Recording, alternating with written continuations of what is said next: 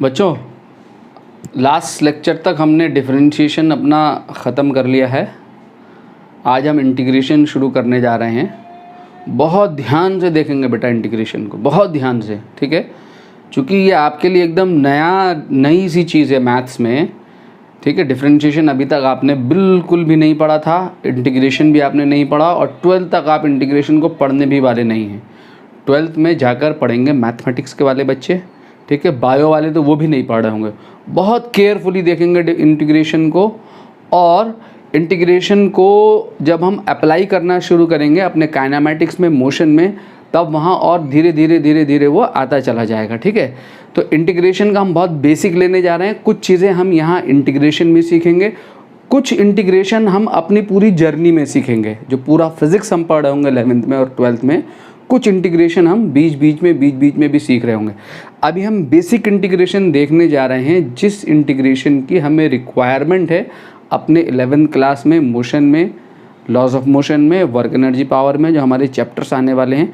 जितना हमारा इंटीग्रेशन यहाँ रिक्वायर्ड है सिर्फ उतना हम देखने जा रहे हैं, ठीक है। और अपना जब हम पूरा फिज़िक्स लेके चल रहे होंगे तो जहाँ हमें जिस जगह इंटीग्रेशन, कोई कॉम्प्लेक्स इंटीग्रेशन चाहिए होगा तो वहाँ पर उस जगह उसको पढ़ा देंगे, ठीक है।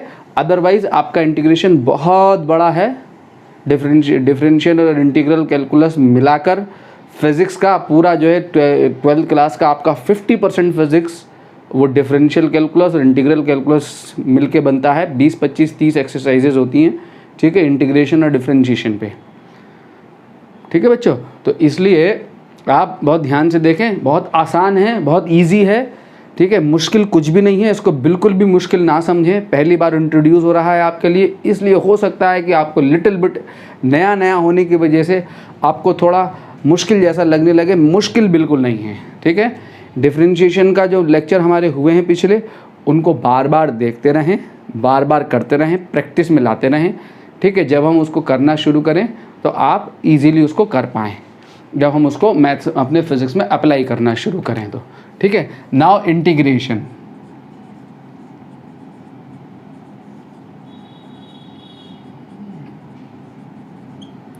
इंटीग्रेशन क्या है ये?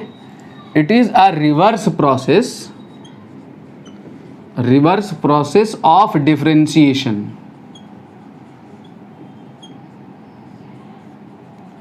डिफरेंशिएशन का रिवर्स प्रोसेस है ये। आपने किसी फंक्शन को डिफरेंशिएट किया, मान लो आपके पास कोई फंक्शन है y is equal to fx plus C, ठीक है।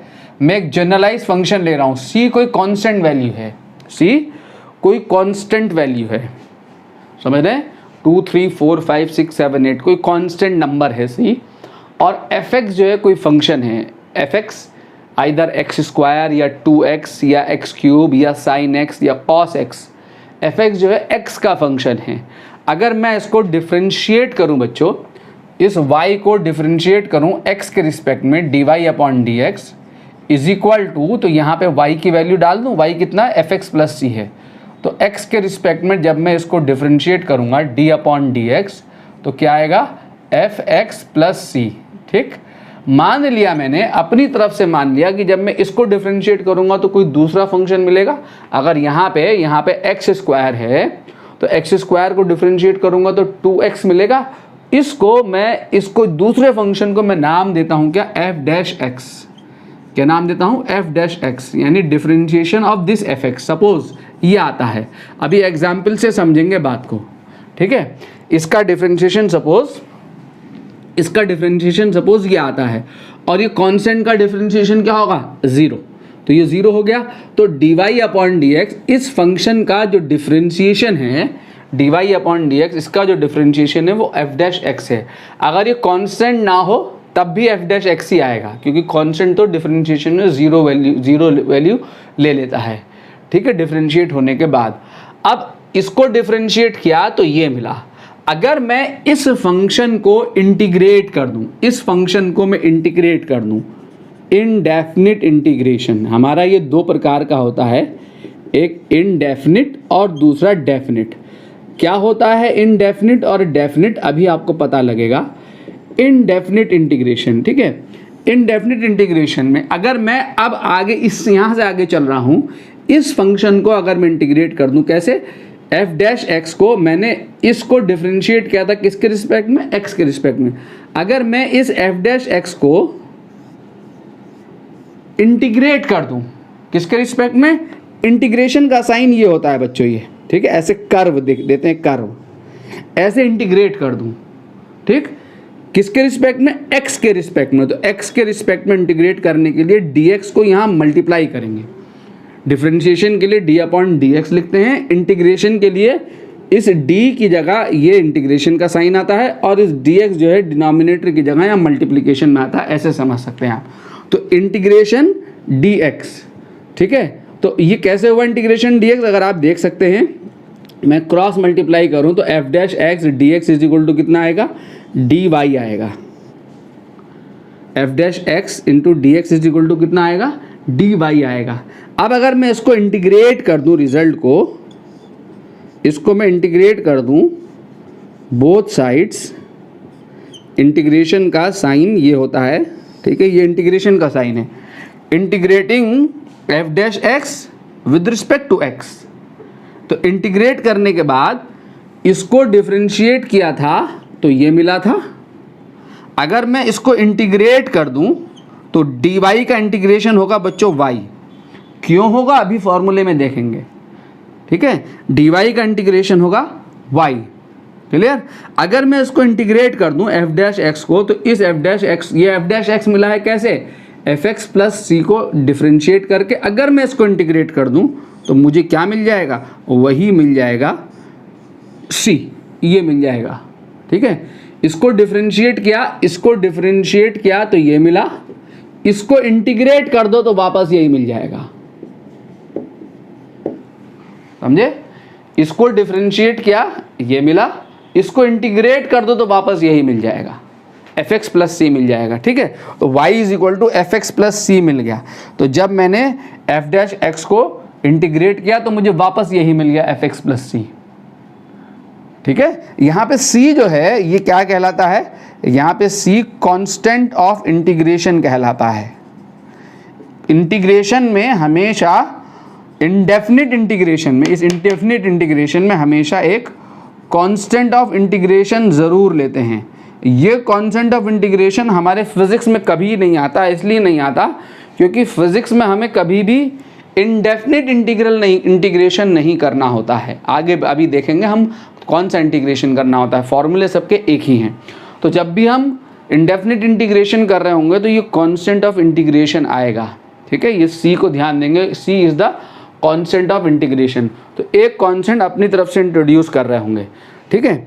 अब ये इंटीग्रेशन आया कहाँ से है, आया कहाँ से है, ध्यान दें।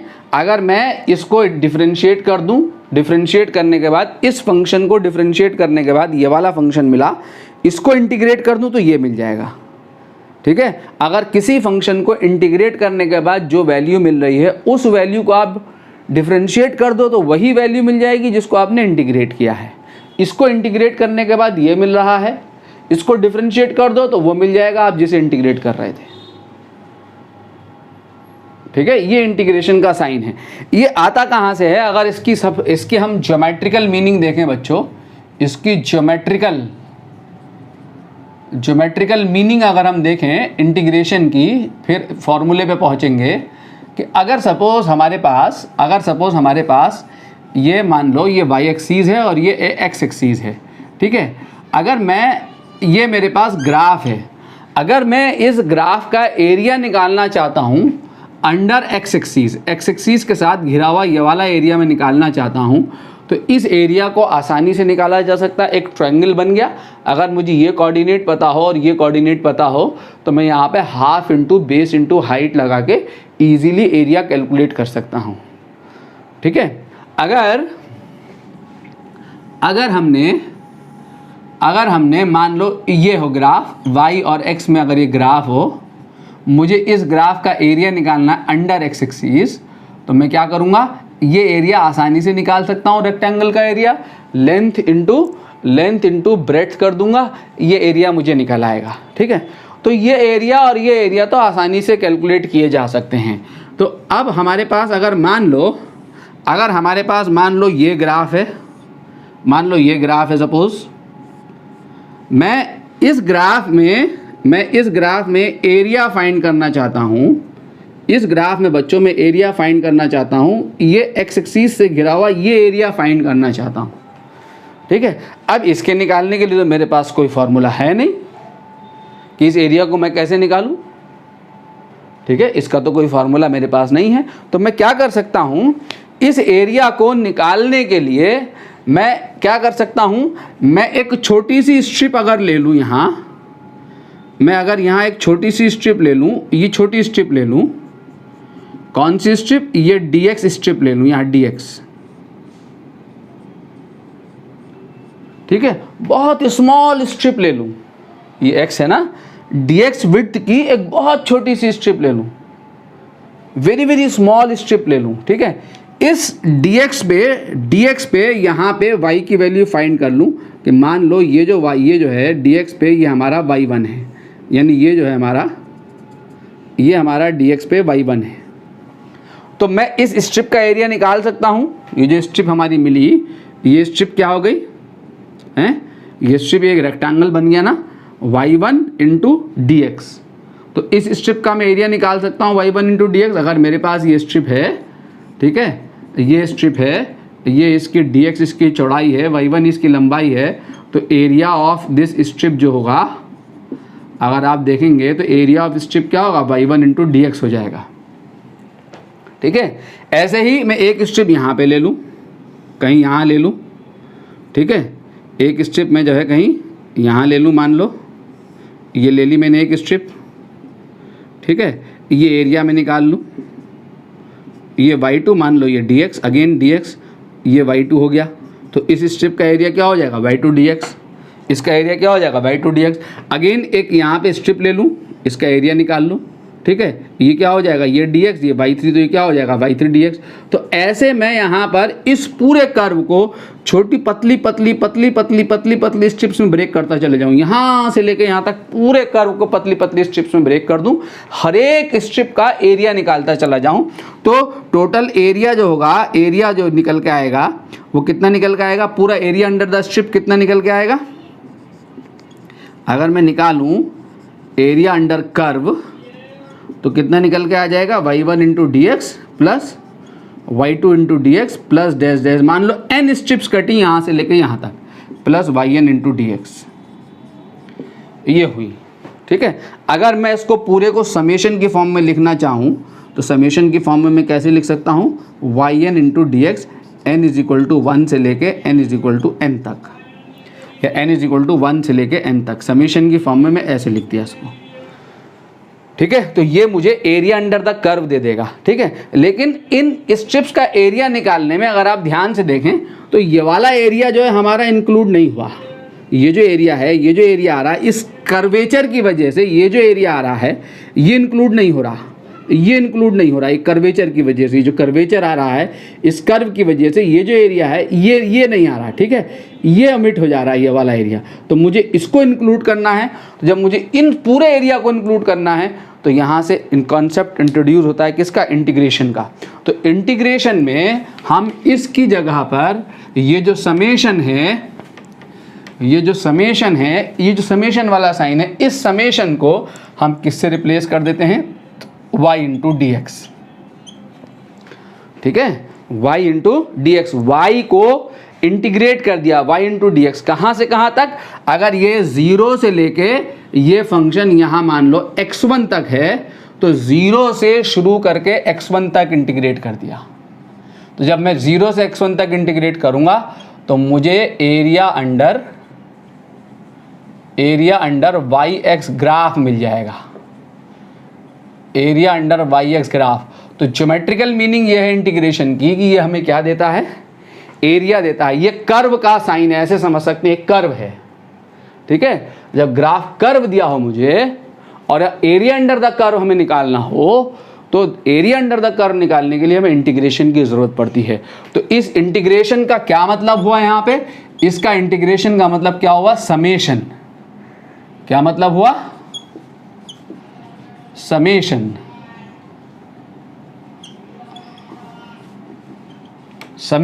ठीक है। ये सम कब रिप्लेस होता है? सम जब कंटिन्यूअस एलिमेंट होंगे, एलिमेंट्स में कंटिन्यूटी होगी। देखें यहाँ एलिमेंट में यहाँ कंटिन्यूटी है, ठीक है, डिस्क्रीट नहीं है एलिमेंट।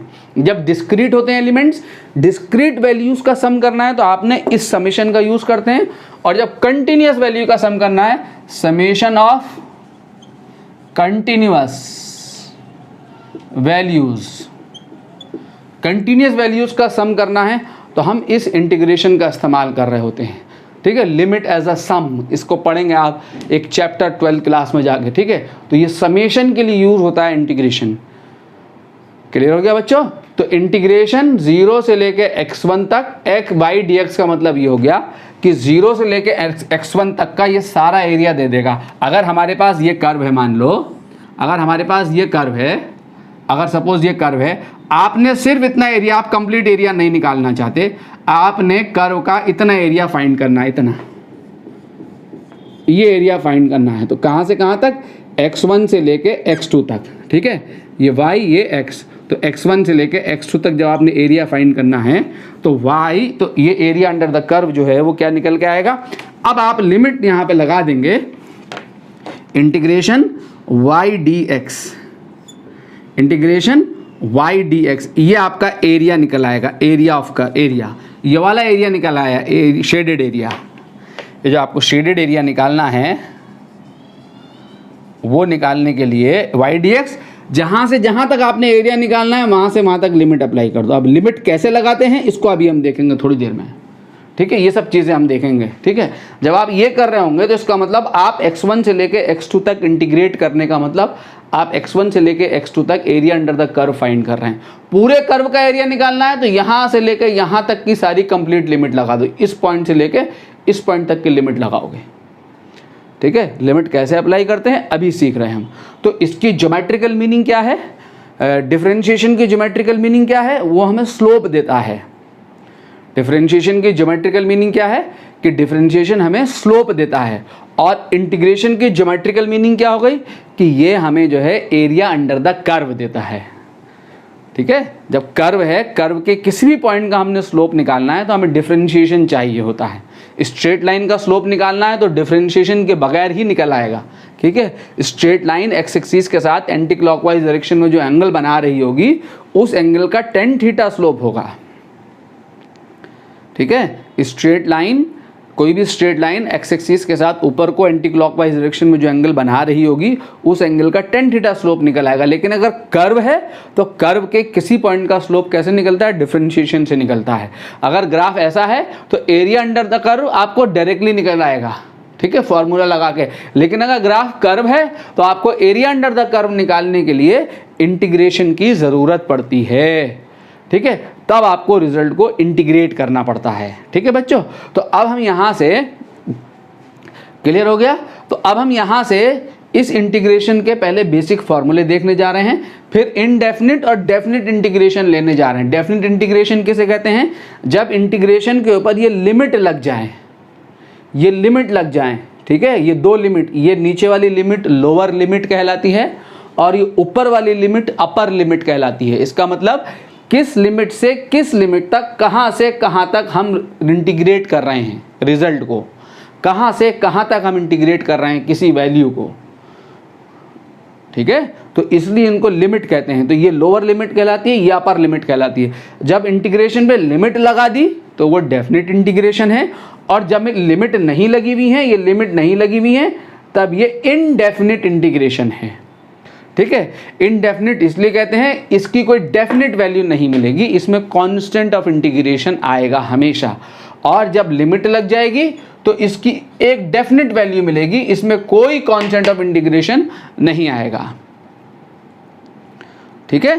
तो हमने दो इंटीग्रेशन है हमारे पास, डेफिनिट एंड इनडेफिनिट। तो सबसे पहले इनडेफिनिट के फॉर्मूले हम देखते हैं।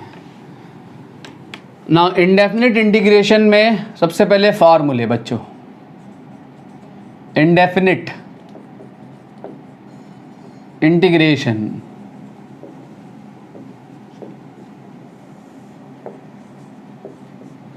सबसे पहला फॉर्मूला है हमारा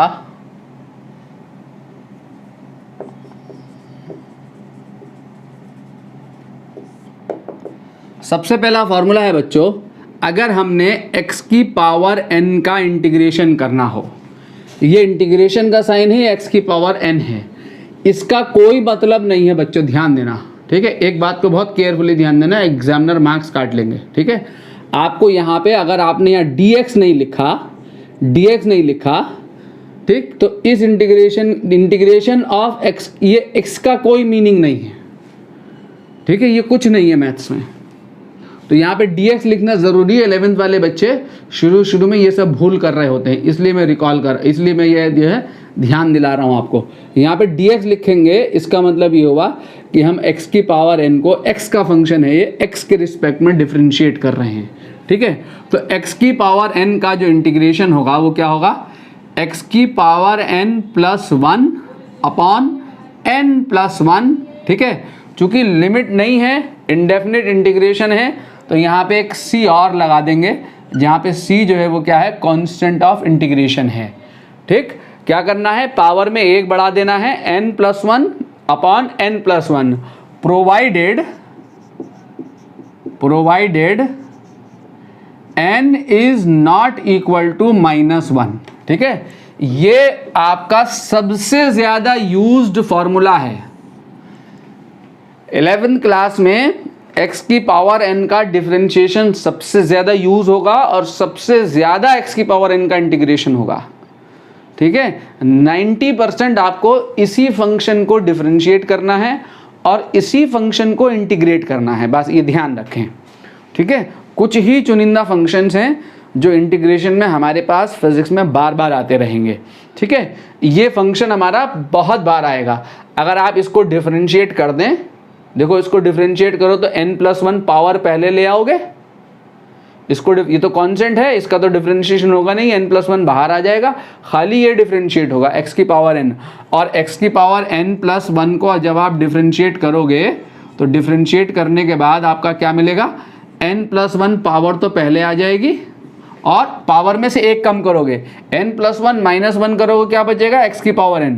तो इसका जो डिफरेंशिएशन है n प्लस 1 x की पावर n है। तो जब आप इस पूरे फंक्शन को डिफरेंशिएट करोगे तो इसका डिफरेंशिएशन ये आएगा और नीचे एक n प्लस 1 है, तो n प्लस 1 से n प्लस 1 कैंसिल हो जाएगा और c का डिफरेंशिएशन 0 होता है।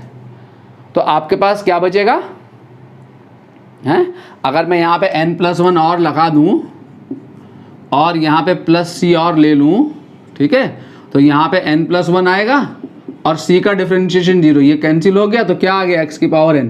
तो इसका डिफरेंशिएशन, इसको डिफरेंशिएट करोगे तो वापस यही वैल्यू मिल जाएगी, ठीक है। तो इस फंक्शन को इंटीग्रेट करा तो ये मिला, इसको डिफरेंशिएट करोगे वापस x की पावर n मिलेगा, ठीक है।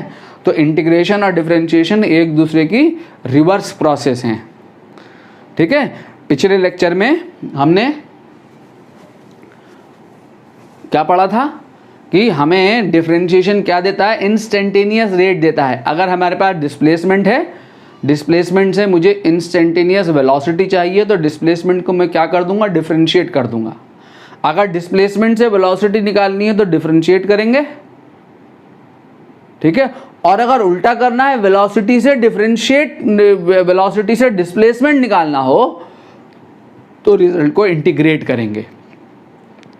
डिस्प्लेसमेंट से वेलोसिटी निकालनी है तो डिस्प्लेसमेंट को डिफरेंशिएट करते हो, वेलोसिटी से अगर वेलोसिटी से अगर डिस्प्लेसमेंट निकालना हो तो वेलोसिटी को इंटीग्रेट करोगे। अभी इसको एग्जाम्पल के साथ समझेंगे, सारी बातों को अप्लाई करेंगे हम दोनों, डिफरेंशिएशन इंटीग्रेशन अब फिजिक्स में अप्लाई करेंगे हम। इसके बाद जरा देखें ध्यान से, यहाँ पे मैंने एक चीज़ लिखी है, provided n is not equal to -1। अगर यहाँ n की वैल्यू -1 हुई तब ये फॉर्मूला वैलिड नहीं है, याद रखना, ठीक है। अगर n -1 हो गया तो क्या हो जाएगा, ये 1/x हो जाएगा। n -1 हो गया तो x की पावर -1 को डिनोमिनेटर में ले जाओगे तो dx अपॉन x हो जाएगा। तो अगर n इज इक्वल टू -1 को छोड़कर सारी पावर के लिए ये फॉर्मूला लगेगा।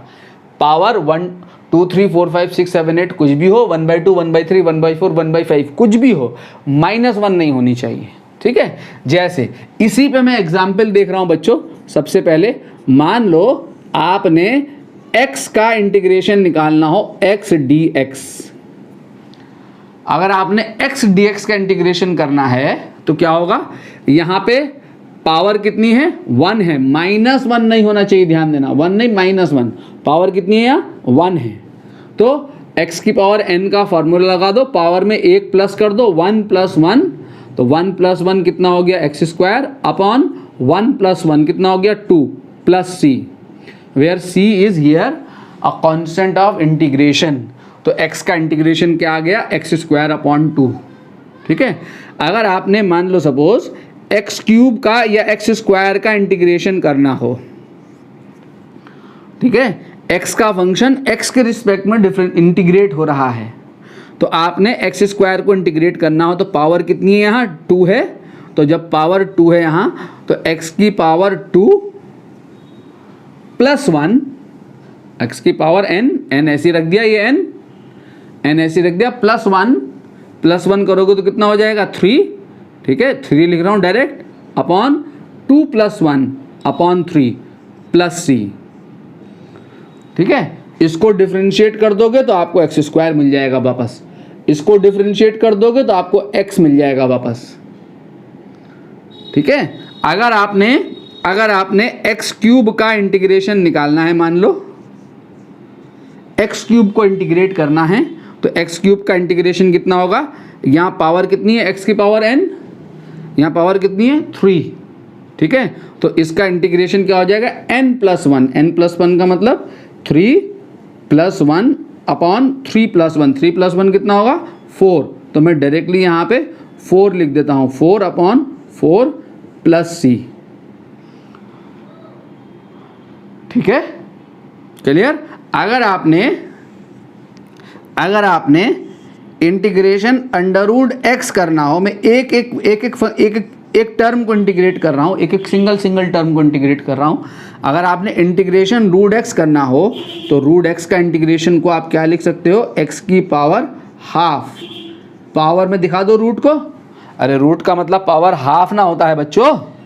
ठीक है, तो क्या हो जाएगा ये x की पावर हाफ, यहाँ से देखें क्या हो जाएगा x की पावर हाफ, x की पावर हाफ, n है half, n + 1 upon half + 1 + c। ठीक है, और x की पावर हाफ कितना होगा, x की पावर 3/2 अपॉन 3/2 + c। अब इसको आगे सॉल्व कर सकते हो, ये ऊपर जाकर 2/3 हो जाएगा। ठीक है, अगर आपने इंटीग्रेशन करना हो 1/x² dx, अगर आपने इसको इंटीग्रेट करना है तो इसको इंटीग्रेट करने के लिए आप क्या करेंगे, इसको x की पावर n जैसा बनाएंगे। कैसे, इसको ऊपर लेके जाएंगे न्यूमरेटर में, तो कितना हो गया x की पावर -2 dx। ठीक है, x की पावर -2 dx। अब आप ये फॉर्मूला लगा देंगे, पावर कितनी है n की जगह -2, तो -2 + 1 n + 1 -2 + 1 अपॉन -2 + 1 + c। ठीक है, और -2 + 1 कितना होगा आपका, -2 + 1 हो जाएगा x की पावर -1 अपॉन -1 + c, जो कि कितना आ जाएगा -1/x + c। ठीक है, -1/x + c। क्लियर। अब आपको अगर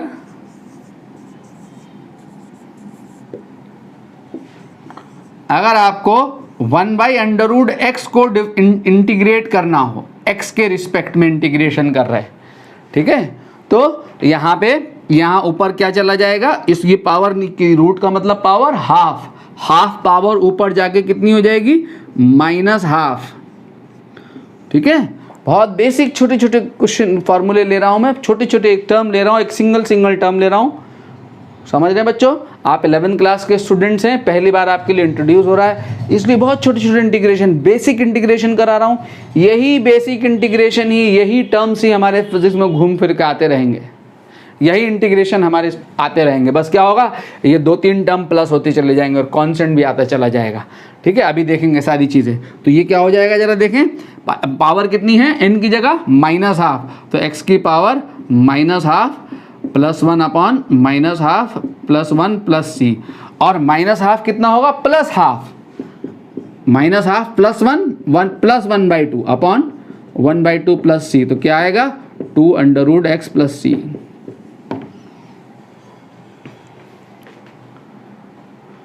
समझ रहे हैं?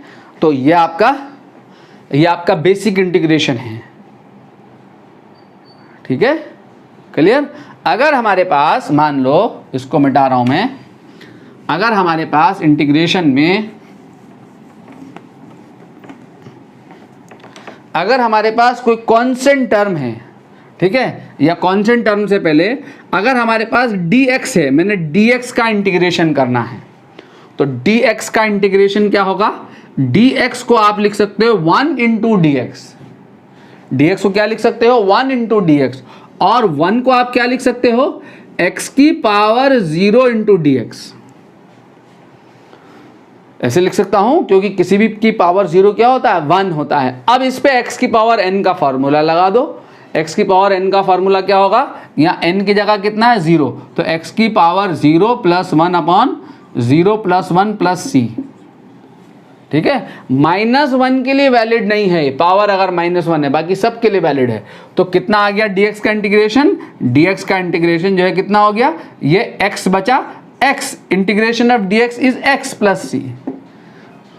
ठीक है, integration of dx is x plus C. Clear, ये ऐसे समझ सकते हैं, कुछ भी हो d के अंदर कुछ भी, integration dv is v plus C, integration of dy is equal to y plus C.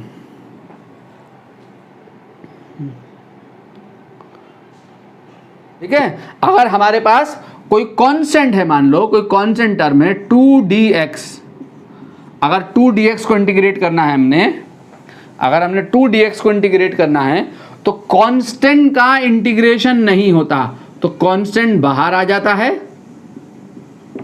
Constant का इंटीग्रेशन नहीं होता, कांस्टेंट बाहर आ जाता है, इसको इंटीग्रेट कर देंगे, और dx का इंटीग्रेशन हमने क्या निकाला x, तो इंटीग्रेशन क्या होगा 2x प्लस सी।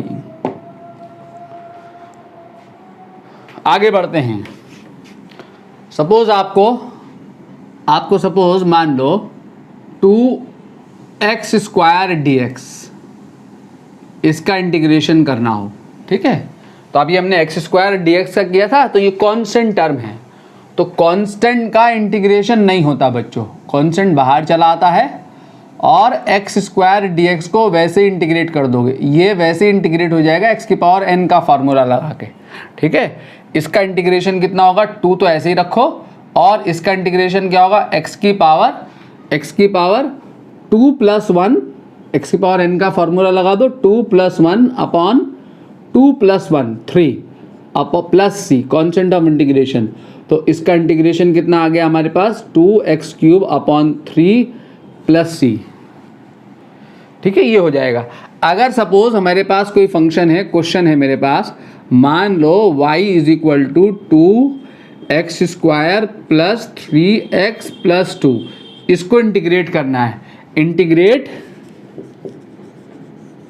ठीक है, अबव फंक्शन, या आपसे कहा जाए find integration of y dx, हमें ये फाइंड करना है। ठीक है, हमें इस फंक्शन को इंटीग्रेट करना है, तो इंटीग्रेशन ऑफ y dx निकालने के लिए मुझे क्या करना होगा, integration of y dx is equal to, यहाँ y की वैल्यू डाल दूँ, y कितना है, इतना है ना, 2x square plus 3x plus 2, इसको मुझे इंटीग्रेट करना है। ठीक, अब मैं अभी सिंगल टर्म लेके इंटीग्रेट कर रहा था, अब एक से ज़्यादा टर्म्स आ गए। ठीक है, तो इसको इंटीग्रेट करने के लिए आप क्या करेंगे, ये इंटीग्रेशन यहाँ अंदर, ये इंटीग्रेशन अंदर लेके जाओगे, dx यहाँ मल्टीप्लाई करोगे, 2x स्क्वायर dx प्लस ये वाले टर्म को इंटीग्रेट करोगे, यहाँ से इंटीग्रेशन 3x और यहाँ से dx प्लस इसको यहाँ अंदर मल्टीप्लाई करोगे, इंटीग्रेशन यहाँ से 2 और यहाँ से dx। ठीक है, तो इंडिविजुअल टर्म आ गया इंटीग्रेशन में, ये अब वैसे इंटीग्रेट कर दो। ठीक, 2 का इंटीग्रेशन होगा नहीं, 2 इज़ अ कांस्टेंट, बाहर आ जाएगा, x स्क्वायर dx प्लस 3 का इंटीग्रेशन होगा नहीं, x इंटीग्रेट हो जाएगा, प्लस 2 का इंटीग्रेशन होगा नहीं, यहाँ पे dx इंटीग्रेट हो जाएगा। ठीक है बच्चों, तो एक्स स्क्वायर का इंटीग्रेशन क्या होगा, देखो 2 + 1 अपॉन 2 + 1, तो क्या हो गया x³ अपॉन 3। 2 ऐसे ही रहेगा, x की पावर n का फॉर्मूला लगा दो इसमें, x की पावर n + 1, n इज 2 यानी 2 + 1 यानी x की पावर 3 अपॉन 2 + 1 3 प्लस 3 इसमें ऐसे ही रहेगा, यहाँ पावर कितनी है 1 है, तो x की पावर 1 + 1 1 + 1 2 अपॉन 1 + 1 2, ये आ गया प्लस, और dx का इंटीग्रेशन क्या होगा x, dx का इंटीग्रेशन मैंने अभी बताया x प्लस c।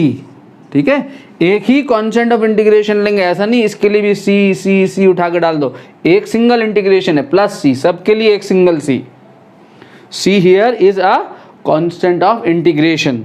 तो इसका इंटीग्रेशन क्या आ गया 2x³ upon 3 plus 3x² upon 2 plus 2x plus c। ठीक है, ठीक। एक और क्वेश्चन देखें, अगर हम मान लो हमसे कहे कि integrate t³ plus 3t² plus 6। ठीक है, देखो ये t का फंक्शन है, किसका फंक्शन है t का, तो t का फंक्शन जब भी इंटीग्रेट होगा तो t के रिस्पेक्ट में होगा, तो यहां dt आएगा। ठीक है, ऐसा नहीं कि यहां आप dx ले लें, t का फंक्शन t के लिए इंटीग्रेट होगा, x का फंक्शन x के लिए इंटीग्रेट होगा, यहाँ y का है तो यहाँ dy आएगा, यहाँ z है तो यहाँ dz आएगा। ठीक है, तो अब आपके पास क्या हो गया, ये आप चाहें तो इसमें इतने स्टेपिंग करने की ज़रूरत नहीं है। यहाँ पे देखो इतने स्टेप करने की ज़रूरत नहीं है, मेरा आंसर ये आया है, आप डायरेक्टली इसी ब्रैकेट में कर सकते हैं सॉल्व, डायरेक्टली कर सकते हैं। 2x की पावर n का फॉर्मूला लगा दो इस पे, तो x की पावर n का फॉर्मूला लगाओगे 2 + 1 x³ अपॉन 2 + 1 3, ये इंटीग्रेट हो गया।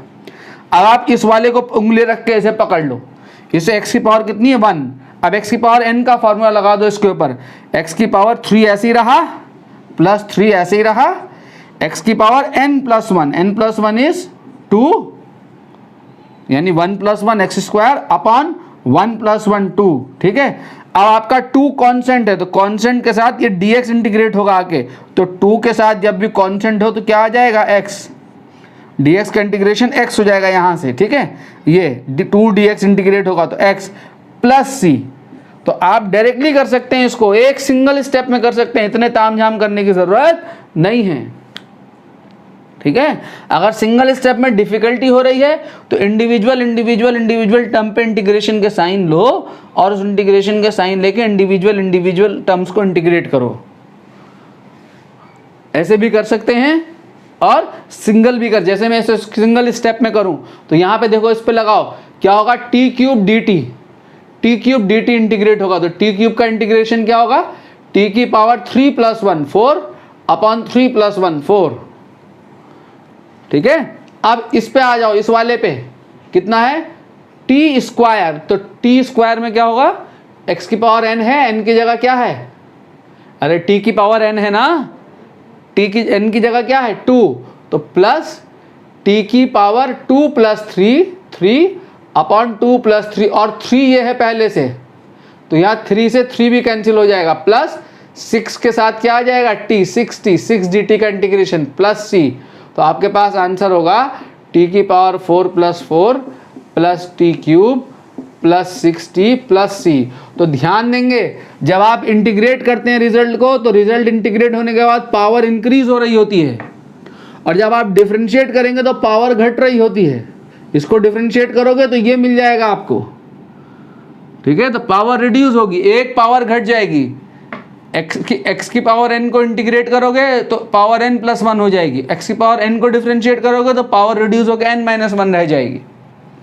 ठीक है, ऐसे इंटीग्रेट कर सकते हैं। जैसे नेक्स्ट क्वेश्चन अगर आप देखो, वो कहे आपसे कि √x प्लस 1/√x, इसको हमने इंटीग्रेट करना हो इस रिजल्ट को।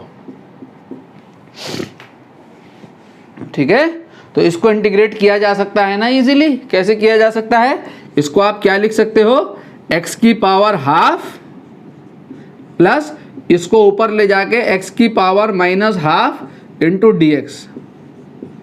या तो इंडिविजुअली दो अलग अलग इंटीग्रेशन दिखा दो इसे मल्टीप्लाई करके अंदर, जैसे मैंने यहाँ किया, या डायरेक्टली x की पावर n का फॉर्मूला लगा दो। क्या होगा? x की power half plus 1 upon half plus 1 plus इस पे क्या होगा? x की power minus half plus 1 upon minus half plus 1 plus c। ठीक है, तो आपके पास क्या आएगा इंटीग्रेशन? ये हो गया 3/2, तो x की पावर 3/2 अपॉन 3/2 और ये हो जाएगा माइनस हाफ प्लस 1 x की पावर 1/2 अपॉन 1/2 प्लस c। आगे ऊपर ले जाके इसे सॉल्व कर लें। ठीक है, तो आगे इजीली सॉल्व कर सकते हैं, आगे स्टेप लगा सकते हैं। तो ये आपका इंटीग्रेट, ये भी यहाँ भी छोड़ दें, ये इंटीग्रेट करके आपका आंसर आ गया। ठीक है बच्चों, आगे बढ़ते हैं, यहाँ से देखें जरा। नाउ अनदर फॉर्मूले, अगर हमें x को dx अपॉन x को इंटीग्रेट करना हो, देखो x की पावर n का फॉर्मूला अगर n माइनस 1 है तो उसके लिए वैलिड नहीं था। x की पावर माइनस 1 हो जाएगा तो माइनस 1 नीचे जाके ये बनेगा, ये ऊपर जाके x की पावर माइनस 1 हो जाएगा ना। ठीक है, तो इसका इंटीग्रेशन क्या होगा ये देखना है। तो log x का इंटीग्रेशन बेस e पे, सॉरी log x का डिफरेंशिएशन बेस e पे कितना था? 1/x। log x का डिफरेंशिएशन 1/x था। ठीक है, और मैंने क्या बताया? इंटीग्रेशन और डिफरेंशिएशन एक दूसरे के रिवर्स प्रोसेस हैं। तो log x का डिफरेंशिएशन 1/x है, तो 1/x का जो इंटीग्रेशन होगा वो होगा log e बेस x। ठीक है, ये बेस है log का। ठीक है, plus c constant of integration, ध्यान देंगे। और अगर हमें e की पावर x का इंटीग्रेशन करना है, e एक्सपोनेंट है, एक्सपोनेंशियल फंक्शन है, e की पावर x dx, तो ये भी x का फंक्शन, तो x के रिस्पेक्ट में होगा। अगर मैं यहाँ e की पावर t लिख दूं तो यहाँ dt लिखना होगा फिर। ठीक है, तो इज इक्वल टू क्या आएगा? e की पावर x का इंटीग्रेशन e की पावर x ही होगा, क्योंकि e की पावर x का डिफरेंशिएशन e की पावर x था, इसलिए e की पावर x का इंटीग्रेशन भी e की पावर x होगा। अगला क्या है? साइन x का डिफरेंशिएशन क्या था? cos x। तो cos x का जो इंटीग्रेशन है, cos x का जो इंटीग्रेशन है वो क्या हो जाएगा? Sine x plus c। ठीक है, और cos x का जो डिफरेंशिएशन था वो क्या था? Minus sine x। तो साइन x का जो इंटीग्रेशन है वो क्या हो जाएगा? x के रिस्पेक्ट में minus cos x plus c। ठीक है, अगला देखो बच्चों, इंटीग्रेशन। ठीक है, साइन, उसके बाद क्या था? 10x का जो डिफरेंशिएशन था वो क्या था? sec square x। तो जो sec स्क्वायर x है उसका जो इंटीग्रेशन है वो क्या हो जाएगा? 10x plus c।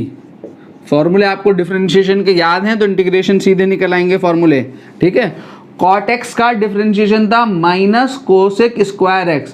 जब हम cot x को डिफरेंशिएट करते हैं तो आंसर आता है हमारा माइनस कोसेक स्क्वायर x। तो कोसेक स्क्वायर x को अगर आप इंटीग्रेट करोगे तो आंसर आएगा आपका minus cot x plus c। ठीक है, आपने sec x को डिफरेंशिएट किया था, sec x, तो sec x का डिफरेंशिएशन था sec x 10x। तो अब आप sec x 10x को जब आप इंटीग्रेट करोगे तो sec x 10x का जो इंटीग्रेशन जो है वो क्या आएगा? sec x plus c। ठीक है, और आपके पास आपने cosec x को डिफरेंशिएट किया था तो आपका क्या आया था answer? Minus cosec X cot X. जब आप कोसेक एक्स कॉट एक्स को इंटीग्रेट करोगे तो आपका आंसर आएगा minus cosec X plus C. ये आपके बेसिक फॉर्मूले हैं जो आपको याद ही करने हैं हर हाल में। ठीक है, इसमें हमें इसकी ज़रूरत पड़ेगी, इसकी और इसकी, मोस्ट ऑफ द टाइम ये और एक्स की पावर एन, बस। साइन एक्स का डिफरेंशिएशन हमारे सामने आज इंटीग्रेशन हमारे सामने आ जाएगा, कॉस एक्स का इंटीग्रेशन हमारे सामने आएगा बार बार, इसी का डिफरेंशिएशन, इसी का इंटीग्रेशन, ई की पावर एक्स आ जाएगा और 1/x आ जाएगा या एक्स की पावर एन आ जाएगा। बस हमें इन्हीं 4 सबसे ज़्यादा वो x की पावर n, और फिर इन 4 फार्मूलों की ज़रूरत पड़ती है। ठीक है, इन 4 में भी cos x और sin x सबसे ज़्यादा हमारा ज़रूरत होती है हमें फिज़िक्स में इंटीग्रेट करने की। ठीक है, सबसे पहले x की पावर n, फिर sin x cos x का डिफरेंशिएशन और sin x cos x का ही इंटीग्रेशन। बस ये 3 फंक्शन मोस्ट फ्रिक्वेंटली डिफरेंशिएट और इंटीग्रेट हो रहे होते हैं। आप पूरे फिजिक्स में यही देख रहे होंगे। ठीक है ना, ये क्या था आपका इनडेफिनिट इंटीग्रेशन। इस पे अगर मैं एक सिंगल क्वेश्चन ले लूं आपके लिए, मान लो आपके पास हो 3x² प्लस 2e की power x plus 3 sin x plus 2 dx, इसको इंटीग्रेट करना हो तो मैंने मिक्स फंक्शन ले लिया यहाँ से, या 2/x प्लस 3 इंटू dx। ठीक है, आपने इसको इंटीग्रेट करना है तो वेरी सिंपल, ये सीधे सीधे फॉर्मूले आप याद करो और इन फार्मूलों को अप्लाई कर दो। सबसे पहले ये क्या है, x की पावर n, x की पावर n का फॉर्मूला लगाओ। पावर कितनी है हमारा 2 है, तो क्या हो जाएगा 2 + 1, 2 + 1 कितना हो गया 3, x की पावर n + 1 अपॉन n + 1, तो 3x² upon 3, 3x³ upon 3 plus e की पावर x का इंटीग्रेशन किया, e की पावर x, ये सारे फॉर्मूले आपको याद हो जाने चाहिए। ठीक है, sin x का इंटीग्रेशन किया माइनस cos x, तो इसकी जगह -3 cos x आ गया। अरे 3 कांस्टेंट ऐसे ही रहेगा, sin x इंटीग्रेट हो जाएगा। 1/x का इंटीग्रेशन, 1/x का integration log e base x, तो 2 ऐसे ही रहेगा, और इस 1/x की जगह इंटीग्रेट होके 2 log e बेस x आ जाएगा। ठीक है, और 3 के साथ dx इंटीग्रेट होगा तो plus 3x plus constant of integration. अब आप कहेंगे कि ये फॉर्मूले कहाँ से आए, तो इसका जवाब है कि ये फार्मूले कहाँ से आए, या आप 12th में इन सारे फार्मूले को प्रूफ कर रहे होंगे फर्स्ट प्रिंसिपल मेथड से। ठीक है, हम फर्स्ट प्रिंसिपल मेथड लगा के इन फार्मूले को प्रूफ, ये काम नहीं करना, हमने फार्मूले याद करने हैं और उसे अप्लाई करना है। फिजिक्स में इतना काम करना है। ठीक है, 20 दिन तक टीचर आपको फर्स्ट प्रिंसिपल मेथड पढ़ाते रहेंगे, एक एक फार्मूले का प्रूफ होगा एक एक 2-2 पेजेस में जाकर। ठीक, तो हमें वो काम नहीं करना है, हमें इतना इंटीग्रेशन और इतना डिफरेंशिएशन पढ़ना है जितना हमारा फिजिक्स में रिक्वायर्ड है, बस। ठीक है, कुछ हम यहाँ पढ़ेंगे, कुछ हम अपना जो पूरा फिजिक्स पढ़ रहे होंगे, पूरा जो फिजिक्स, पूरी जो जर्नी है हमारी फिजिक्स की, वहाँ पे पढ़ेंगे जहाँ हमें जो डिफरेंट इंटीग्रेशन और डिफरेंशिएशन चाहिए होगा। कहीं कोई कॉम्प्लेक्स इंटीग्रेशन आ जाएगा हमारे पास, या कॉम्प्लेक्स डिफरेंशिएशन आ जाएगा, तो वहीं पर हम उसको सॉल्व करना सीखेंगे। ठीक है, यहाँ पे हम बेसिक पढ़ रहे हैं, बहुत बेसिक पढ़ रहे हैं, जिससे हम जल्दी से अपने मोशन पे पहुँच सकें बच्चों। ठीक है, तो ये आपका इंटीग्रेट करके ये आपका आंसर आ गया, आप सीधे सीधे ऐसे रिजल्ट को इंटीग्रेट कर सकते हैं। ठीक, तो ये जो हमने देखा था वो क्या देखा था, इनडेफिनिट इंटीग्रेशन देखा था। ठीक है, अब हम देखने जा रहे हैं डेफिनिट इंटीग्रेशन, जिसमें मैंने अभी अभी आपको बताया था लिमिट लगाते हैं। ठीक है, लिमिट क्या है इन डेफिनिट इंटीग्रेशन, अगर मेरे पास ये कोई फंक्शन है, इसको आप इंटीग्रेट किया x के रिस्पेक्ट में, तो ये a है और ये b है। ठीक है, तो ये जो नीचे है इस इंटीग्रेशन, ये कर्व जैसा जो साइन है, इसके ऊपर ये जो लगाया गया है, a जो लिखा गया है, ये कहलाती है लोअर लिमिट और ये कहलाती है अपर लिमिट। तो इसका फॉर्मूला ये वैसे ही इंटीग्रेट होता है, फॉर्मूले यही लगेंगे सारे जो ये हैं, फॉर्मूले यही हैं, फॉर्मूले में कोई तब्दीली नहीं, बस ये कांस्टेंट ऑफ इंटीग्रेशन c नहीं लेना है। ठीक, और हमें फिजिक्स में यही इंटीग्रेशन करना ही है बच्चों, डेफिनिट, इनडेफिनिट नहीं करना हमें फिजिक्स में। ठीक है, हमेशा लिमिट लगेंगी हमारे फिजिक्स के इंटीग्रेशन में, ये आप याद रखें। तो हमारा ये कांस्टेंट ऑफ इंटीग्रेशन कभी नहीं आएगा। ठीक है, तो अब आपको क्या करना है, मान लो इस फंक्शन को इंटीग्रेट करने के बाद जो फंक्शन हमें मिलता है वो f' है। ठीक है, इसको इंटीग्रेट करके ये मिल गया, ये मिलने के बाद आप इसके ऊपर ये लिमिट ऐसे बिगर ब्रैकेट बन लगाकर बड़ा वाला ब्रैकेट लगा के ये लिमिट ए यहीं रख दें और ये लिमिट यहीं रख दें। अगले स्टेप में इसको इंटीग्रेट कर दें वहाँ से फॉर्मूला उठा के। अगर ये 1/x है तो यहाँ log x हो गया f'(x). अगर ये e की पावर x है तो ये f'(x) e की पावर x ही रखा। अगर ये cos x है fx तो यहाँ पे sin x आ गया और ये लिमिट लग गई a से लेके b तक लग गई। अब आप क्या करेंगे, ये अपर लिमिट है, ये लोअर लिमिट है। सबसे पहले यहाँ x की जगह पे अपर लिमिट रखेंगे। अपर लिमिट रख दी x की जगह पे। क्या रखा है x की जगह पे अपर लिमिट? क्या है b, तो x की जगह यहाँ b रख दिया माइनस करके, फिर यहाँ x की जगह पे लोअर लिमिट रख दी। ये आपका आंसर हो गया। ठीक है, तो upper limit apply upper limit minus lower limit, upper limit minus lower limit. ठीक है, तो ये आपका इनडेफिनिट इंटीग्रेशन है, सॉरी डेफिनिट इंटीग्रेशन है। ठीक, जैसे क्वेश्चन करें इस डेफिनिट इंटीग्रेशन पे, अगर हम एक क्वेश्चन करें, मान लो मेरे पास ये क्वेश्चन हो, वो आपसे कहे x² dx कहाँ से कहाँ तक इंटीग्रेट करना है? 2 से लेके 4 तक इंटीग्रेट करना है। तो इसके ऊपर वही x की पावर n का फॉर्मूला लगा दो। तो x की पावर n का फॉर्मूला लगाओगे तो 2 + 1 कितना हो गया? 3/2 + 1 कितना हो गया? 3। और लिमिट लग गई कहाँ से कहाँ तक? 2 से लेके 4 तक।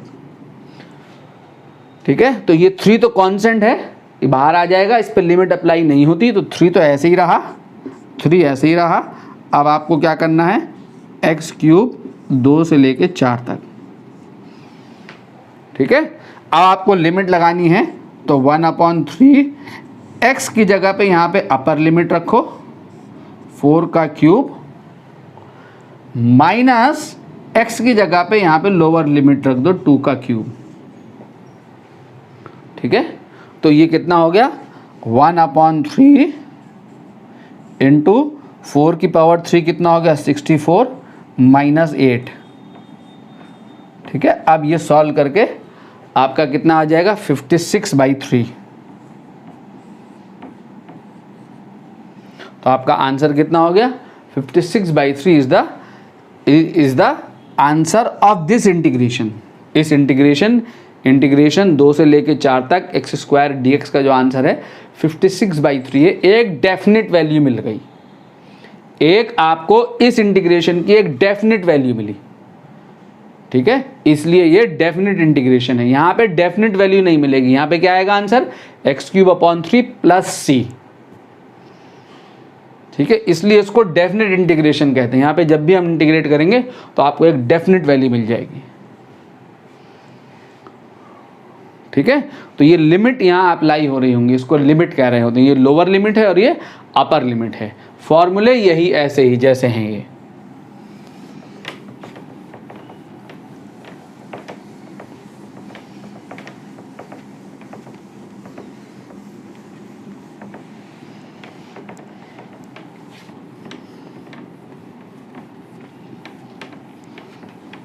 जैसे मान लो आपको इंटीग्रेट करना हो, आपके पास क्वेश्चन हो, इंटीग्रेट करना हो आपको sin x dx को इंटीग्रेट करना हो। कहाँ से लेके कहाँ तक इंटीग्रेट करना है? 0 से लेके पाई तक इंटीग्रेट करना है।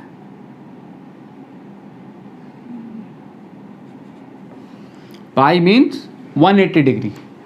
0 से लेके 180 डिग्री तक आपने इसको इंटीग्रेट करना है। इस रिजल्ट को इंटीग्रेट करके बताना है कि क्या आंसर आएगा। ठीक है, तो sin x का इंटीग्रेशन क्या होता है? cos x का डिफरेंशिएशन क्या होता है? Minus sin x। तो sin x का इंटीग्रेशन क्या होगा? Minus cos x। तो इसका इंटीग्रेशन हो गया माइनस cos x। इसका जो इंटीग्रेशन आ गया वो आ गया माइनस cos x। ठीक है, और लिमिट आपने लगा दी कहाँ से लेके कहाँ तक? 0 से लेके पाई तक। तो माइनस साइन तो बाहर आ गया। अब आपके पास ये हो गया cos x 0 से लेके पाई।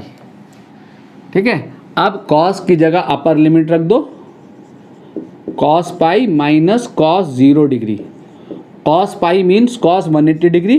तो cos 180 डिग्री की जो वैल्यू है, माइनस साइन बाहर से है, वो कितनी होती है -1, और cos 0 की वैल्यू कितनी होती है 1, तो -1 कितना हो गया -2, ठीक है, और माइनस माइनस कितना हो गया प्लस, तो आंसर कितना आ गया 2। तो एक डेफिनेट वैल्यू मिली। जब आप लिमिट नहीं लगाएंगे तो इनडेफिनिट इंटीग्रेशन, तब आंसर होगा -cos x + c।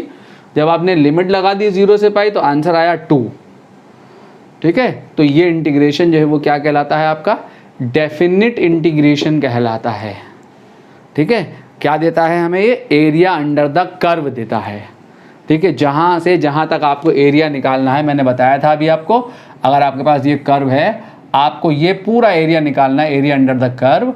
ये वैल्यू x1 है और ये वैल्यू x2 है। आप ये पूरा एरिया फाइंड करना चाहते हैं तो आपको क्या करना है, एरिया अंडर द कर्व निकालने के लिए इंटीग्रेशन y × dx, ठीक है। y dx कर दोगे, छोटी सी स्ट्रिप लोगे यहाँ, ये dx एक स्ट्रिप लोगे छोटी सी, ये इस स्ट्रिप पे y की वैल्यू निकालोगे, इस स्ट्रिप का एरिया निकालोगे y dx। आपने सारी स्ट्रिप्स का एरिया निकालना है। ये y dx स्ट्रिप, इस वाली स्ट्रिप का आपने एरिया निकाला, एक स्ट्रिप का आपने यहाँ से यहाँ तक जितनी भी स्ट्रिप्स थी उन सारी स्ट्रिप्स का एरिया आपने निकालना है। तो उन सारा एरिया निकालने के लिए इसको इंटीग्रेट कर दो, कहाँ से कहाँ तक, वहाँ से वहाँ तक, जहाँ से जहाँ तक आपने एरिया फाइंड करना है। कहाँ से कहाँ तक एरिया फाइंड करना है, x1 से लेके x2 तक, ठीक है। तो आप x1 से लेके x2 तक इंटीग्रेट कर दो तो आपका एरिया निकल आएगा ये। और अगर आप इतना एरिया निकालना चाहते हो, इतना पोर्शन का एरिया निकालना चाहते हो, तो इस पॉइंट से लेके इस पॉइंट तक इंटीग्रेट कर दो तो इतने पोर्शन का एरिया निकल आएगा, ठीक है। तो इसकी ज्योमेट्रिकल मीनिंग ये है कि हमें क्या देता है, एरिया अंडर द कर्व देता है, ठीक है बच्चों, क्लियर हो गया। आगे बढ़ते हैं यहाँ से। और क्या है कि किस लिए यूज़ होता है, कंटिन्यूस एलिमेंट का अगर हमें सम करना है तो हम इस इंटीग्रेशन का इस्तेमाल करते हैं। कैसे होते हैं कंटिन्यूस एलिमेंट का सम, जरा देख सकते हैं कैसे, कहाँ कहाँ कैसे कैसे आएगा हमारे पास ये समेशन हमारे यहाँ ऐसे भी आ जाएगा। जरा देखें, अगर मेरे पास मान लो ये रिंग है, देखो फिजिक्स में बहुत बार हम ये सब कर रहे होंगे। मान लो हमारे पास ये कोई रिंग है, कितने रेडियस की, r रेडियस की ये रिंग है। मैंने इस पे एक बहुत छोटा सा एलिमेंट्री लेंथ ले ली, क्या ले ली है, dl। रिंग पे मैंने एक बहुत छोटी सी लेंथ कंसिडर कर ली, वो बहुत छोटी सी लेंथ क्या है, dl है, ठीक है। ये बहुत छोटी सी लेंथ ले ली मैंने रिंग के सरकमफेरेंस पे, ठीक। अगर मैं इस लेंथ को इंटीग्रेट कर दूं, कहां से कहां तक इंटीग्रेट कर दूं, whole circumference of ring, whole circumference, limit लगा रहा हूं देखो, होल सरकमफेरेंस ऑफ रिंग पे मैंने इसको इंटीग्रेट कर दिया, रिंग की पूरी सरकमफेरेंस पे इसको इंटीग्रेट कर दिया। होल सरकमफेरेंस पे इंटीग्रेट करने का मतलब ये हुआ कि लिमिट अगर ये 0 से चला तो 0 से चल, इस पॉइंट पे हम 0 मार्क कर दें तो पूरा चलेंगे, घूम के हम आएंगे तो कितना लेंथ चल दी है 0 से शुरू करके 2πr। तो लिमिट कहाँ से कहाँ तक लगेगी, 0 से 2πr। अगर आप लिमिट लगाएंगे तो लिमिट लगेगी 0 से 2πr, 0 से लेके 2πr तक जब आप इसको इंटीग्रेट करेंगे तो इसका मतलब आपने पूरी सरकमफेरेंस पे इस dl को इंटीग्रेट कर दिया। इस होल सरकमफेरेंस पे इंटीग्रेट करने का मतलब ये हुआ कि ये जितने भी छोटे छोटे एलिमेंट हैं, इन छोटे छोटे एलिमेंट से मिलके बनी होगी रिंग, इन सारे एलिमेंट्स की लेंथ का सम, और सारे एलिमेंट की लेंथ का जो सम है वो कितना होगा, 2πr होगा। तो integration of dl over the circumference of the ring जो है वो क्या आएगा निकल के, 2πr आएगा निकल के। तो हमने क्या करा, ये किसके लिए यूज कर रहे थे, हम समेशन के लिए यूज कर रहे थे। तो summation of all the small length on the circumference of the ring and summation of all the small length on the circumference of the ring is the total length of the circumference which is 2πr, ठीक है। पूरी ring पे जब हम integrate कर रहे होंगे, पूरी कंप्लीट रिंग पे, ठीक है। ये समेशन भी देता है हमें, ये समझाना चाह रहा हूं कि हमें समेशन देता है। और कैसे, जैसे अनदर एग्जांपल देखें आप, मान लो मान लो सपोज आपके पास ये कोई स्फेयर हो, मान लो ये आपके पास कोई स्फेयर है। स्फेयर और रिंग में आप फ़र्क समझते होंगे बच्चों, ठीक है। फुटबॉल में और रिंग में आपको फ़र्क पता होगा, ठीक। अगर ये कोई स्फेयर है तो ये स्फेयर का आपने छोटा सा एरिया कंसिडर कर लिया, ये छोटा सा एरिया, बॉल जो फुटबॉल होती है ना, ये छोटा सा एरिया ले लिया आपने। कितना है छोटा सा एरिया? ds। जो फुटबॉल होती है उस पर छोटे छोटे हेक्सागन बने हुए होते हैं, एक तो पूरे एक हेक्सागन का एरिया आप निकाल लो, ठीक है। और इंटायर जितने भी हेक्सागन हैं उन सारे हेक्सागन से मल्टीप्लाई कर दो, तो entire surface area of the football नहीं निकल आएगा हैं। जितने भी हेक्सागन बने हुए हैं, जितने छोटे छोटे सेक्टर्स को आपस में सिला जाता है, छोटे छोटे पोर्शंस को आपस में, ठीक है, ज्वाइन किया जाता है, तो वो जितने हैं उन सब का एरिया को सम कर दो। अब मैं क्या कर रहा हूँ यहाँ कि ये एक मैंने बहुत छोटा सा एरिया ले लिया, स्मॉल एरिया ले लिया ऑन द स्फेयर। अगर ये स्फेयर है, स्फेयर की सरफेस पे एक बहुत छोटा सा एरिया ले लिया। इस बहुत छोटे से एरिया को मैंने इंटीग्रेट कर दिया। कहाँ इंटीग्रेट कर दिया? Over the whole surface. Whole surface पे मैंने इंटीग्रेट कर दिया। तो इसका क्या मतलब है? इसका मतलब ये है कि ये जो टोटल सरफेस एरिया बना है स्फेयर का, वो किससे बना है? ऐसे छोटे छोटे सरफेसेस से मिलके बना है, छोटे छोटे एरिया से मिलके बना है। जब मैं इंटायर सरफेस पे इंटीग्रेट कर रहा हूं ds को, तो इसका मतलब सरफेस पे, इंटायर सरफेस पे जितने ds हैं छोटे छोटे एरिया, उन सारे एरिया का summation of all the small areas, ठीक है, on the surface of the sphere, all the area on the surface of the sphere, all the छोटे छोटे area on the surface of the sphere, summation of, ठीक है, which is equal to whole surface area, which is 4 pi r square. समझ रहे हैं? अगर आपके पास ये स्क्वायर है, मान लो ये स्क्वायर है, ए साइड का स्क्वायर है, ये साइड ए, ये साइड है, आपने इसमें एक बहुत छोटा सा एरिया ले लिया ds, ये ds एरिया ले लिया। जब आप इस ds को इंटीग्रेट कर दोगे over the whole square, whole square, इसका मतलब जितने भी ds हैं ये side by side, side by side, side by side, इन सारे ds, इन सारे ds का सम, तो इन सारे ds का सम क्या होगा? Whole surface area of the sphere, whole surface area of the square, ठीक है। Summation of integration of whole surface, कहां पे इंटीग्रेशन कर रहे हैं? इस सरफेस इंटीग्रल है। कहां पे सरफेस इंटीग्रल है? होल स्क्वायर पे, whole square, surface of square SQUARE, which is equal to surface area of the square, ठीक है। तो ये हमें समेशन देता है। तो एरिया अंडर द कर्व और क्या देता है? समेशन देता है, ठीक है। ये ज्योमेट्रिकल मीनिंग है इसकी, एरिया अंडर द कर्व हमें निकालना है। जब भी कर्व का एरिया निकालना होगा तो हमें इंटीग्रेशन की ज़रूरत पड़ रही होगी, ठीक है बच्चों। क्लियर हो गया? आगे बढ़ते हैं यहाँ से। बच्चों आपके पास, आपने ये डिस्प्लेसमेंट को डिफरेंशिएट किया था, तो आपने डिस्प्लेसमेंट को डिफरेंशिएट किया तो आपको क्या मिली थी? वेलोसिटी। और जब आपने वेलोसिटी को डिफरेंशिएट किया था टाइम के रिस्पेक्ट में, तो आपको क्या मिला था? एक्सेलरेशन, ठीक है। अगर आपने एक्सेलरेशन से वेलोसिटी ऑब्टेन करनी है तो आपको क्या करना पड़ेगा? रिजल्ट को इंटीग्रेट करना पड़ेगा विद रिस्पेक्ट टू टाइम। और वेलोसिटी से डिस्प्लेसमेंट ऑब्टेन करना है तो अगेन इंटीग्रेट करना पड़ेगा, ठीक है। उल्टा जाना है तो इंटीग्रेट करना। जैसे आपके पास ये डिस्प्लेसमेंट है, आप इसको डिफरेंशिएट कर दो टाइम के रिस्पेक्ट में, तो आपको क्या मिल गया? इंस्टेंटेनियस वेलोसिटी मिल गई, ठीक है। अगर आप इस वेलोसिटी से डिस्प्लेसमेंट निकालना चाहते हो तो वेलोसिटी से डिस्प्लेसमेंट निकालने के लिए आप क्या करोगे? इस वेलोसिटी को टाइम के रिस्पेक्ट में इंटीग्रेट कर दो, क्रॉस मल्टीप्लाई करो, ds बराबर vdt, टाइम के रिस्पेक्ट में इंटीग्रेट कर दो तो आपको डिस्प्लेसमेंट मिल जाएगा। यहाँ पे जो इंटीग्रेट करके जो रिजल्ट आएगा वो आपके सामने होगा, ठीक है। इसका इंटीग्रेशन होगा s, इसका यहाँ पे या ऐसे रख दो इसको, आप रिजल्ट को इंटीग्रेट करोगे आपको क्या मिल जाएगा? डिस्प्लेसमेंट मिल जाएगा।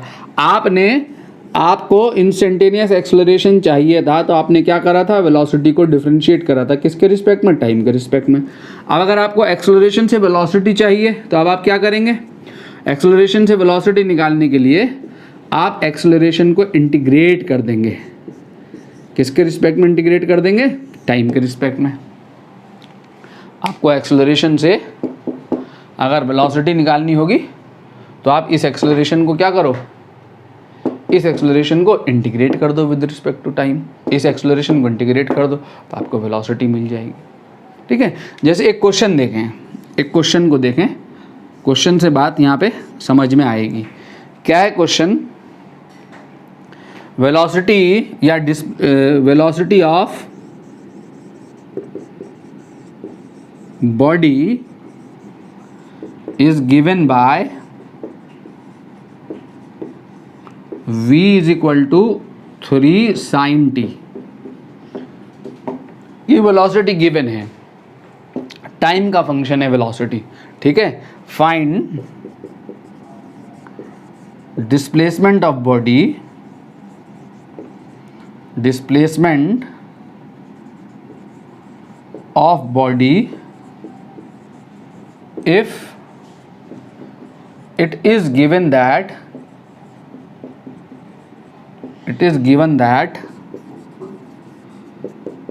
it is 0 at t बराबर 0। हमें क्या करना है, ध्यान दो, वेलोसिटी गिवन है v is equal to 3 sin t, velocity given है, ये वेरिएबल वेलोसिटी है, ध्यान देना। अगर कांस्टेंट वेलोसिटी हो हमारे पास v is equal to 3 metre per second, इससे हमें डिस्प्लेसमेंट निकालना हो तो कांस्टेंट वेलोसिटी से डिस्प्लेसमेंट निकालने में कोई परेशानी नहीं। Displacement is equal to velocity into time लगा दो। जब आप वेलोसिटी इंटू टाइम लगाओगे तो ये 3t आ गया डिस्प्लेसमेंट। ठीक है, वेलोसिटी यहाँ पे अगर कांस्टेंट है तो डिस्प्लेसमेंट डायरेक्टली निकल आएगा वेलोसिटी इंटू टाइम करके, लेकिन अगर वेलोसिटी वेरी कर रही हो, चेंज हो रही है लगातार, तब हमें रिजल्ट को इंटीग्रेट करना पड़ेगा डिस्प्लेसमेंट निकालने के लिए। इंटीग्रेशन की ज़रूरत तब नहीं पड़ती जब कांस्टेंट होती हैं चीज़ें। ठीक है, अगर हमारे पास ये डिस्प्लेसमेंट, ये जो है वेलोसिटी यहाँ पे अगर ये है, एक्सेलरेशन निकालना हो, बॉडी कांस्टेंट वेलोसिटी से चल रही है तो उस कांस्टेंट वेलोसिटी को टाइम से डिवाइड कर दो, आपका एक्सेलरेशन निकल आएगा। सॉरी, कांस्टेंट वेलोसिटी से कह रहा हूँ, change in velocity of the body अगर यूनिफॉर्म है in equal interval of time, आगे देखेंगे हम इसको कैसे करेंगे, तो आप क्या करेंगे, एक्सेलरेशन डायरेक्टली निकाल सकते हैं।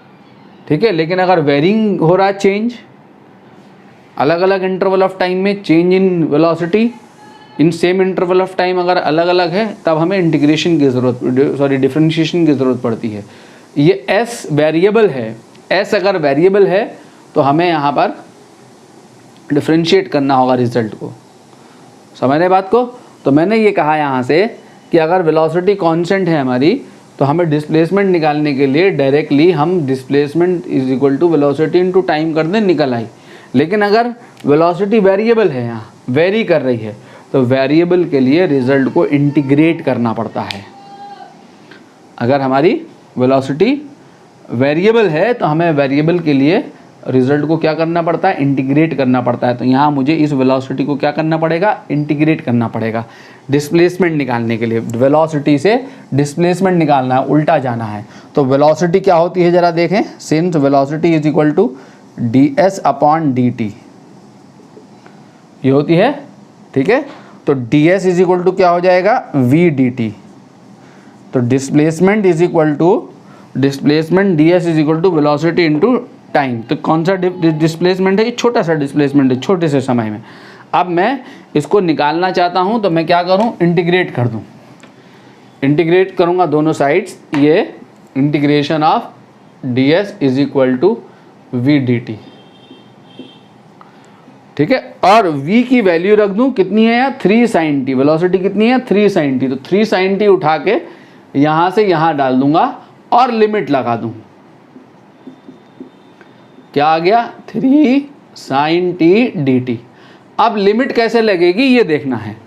ये वाला इंटीग्रेशन जो है इसको देखना हमने यहाँ पे इस dt को लिमिट लगाने के लिए, और यहाँ पे देखना इस ds को।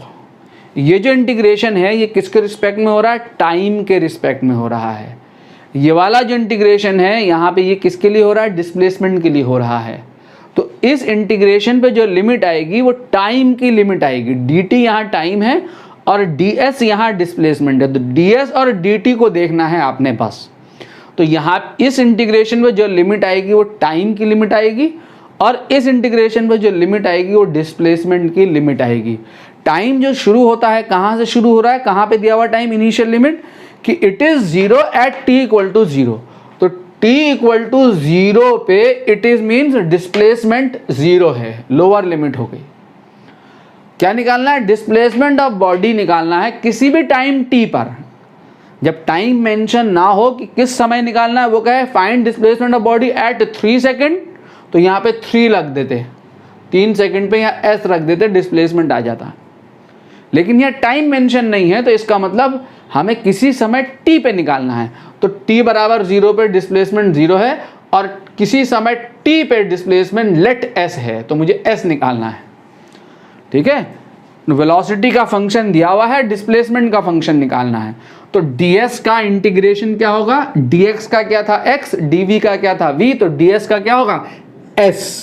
ठीक है, 0 से लेके t लिमिट लग गई यहाँ, और 3 तो कांस्टेंट है, ये बाहर आ गया, और साइन t का डिफरेंशिएशन क्या हो जाएगा? Minus cos t। तो ये आ गया आपका -3 cos t। ठीक है, और cos t पे लिमिट लग गई यहाँ 0 से लेके t तक। ठीक है, तो अपर लिमिट 0 से लेके s तक, तो अपर लिमिट s की जगह s रखो, माइनस लोअर लिमिट s की जगह 0 डाल दो, is equal to -3 into t की जगह t डालो cos t, माइनस t की जगह 0 डाल दो cos 0, और cos 0 कितना होता है? 1। तो s is equal to -3 into cos t -1। ठीक है, तो s इज इक्वल टू आ गया -3 cos t -3। ये आपका बॉडी का डिस्प्लेसमेंट आ गया। ठीक है, this is the displacement of the body. s is equal to -3 cos t +3। ठीक है, ठीक है बच्चों। एक नेक्स्ट क्वेश्चन, तो बच्चों ये क्वेश्चन है कि displacement of body is given by s is equal to 3t³ + 2t² + 2t, find velocity of body. तो हमें डिस्प्लेसमेंट गिवन है, वेलोसिटी निकालनी है। तो जब हमें डिस्प्लेसमेंट गिवन है, वेलोसिटी निकालनी है, तो क्या करेंगे? Velocity is equal to displacement ds/dt। Displacement को टाइम के रिस्पेक्ट में डिफरेंशिएट कर दो सिंपली। क्या हो गया? d/dt, और यहाँ पर क्या हो गया? 3t³ + 2t² + 2। अब आपका डिफरेंशिएशन यहाँ हो जाएगा, 3 पावर पहले चली जाएगी, 3 3 = 9, 3 में से 1 कम कर दो तो कितना हो गया? t²। यहाँ 2 पावर पहले चली जाएगी, 2 2 = 4, 2 में से 1 कम कर दो, कितना हो गया? t। ठीक है, और 2 का डिफरेंशिएशन क्या होगा? 0। तो ये आपकी वेलोसिटी हो गई। ठीक है, अब उसने टाइम मेंशन किया होता कि एट t = 0 बताओ, तो t = 0 पे वेलोसिटी कितनी है? यहाँ 0 रख दो, यहाँ 0 रख दो, t की जगह 0। तो बॉडी रेस्ट से स्टार्ट करी। वो कहता है t = 2 सेकंड पे बताओ, तो यहाँ पे t = 2 सेकंड रख देते, यहाँ पे 2 सेकंड रख देते।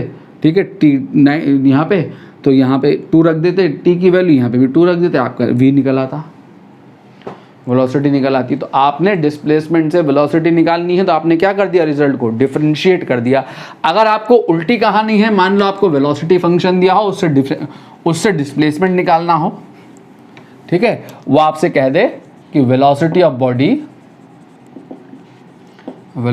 Body is v is equal to 2t² + 6।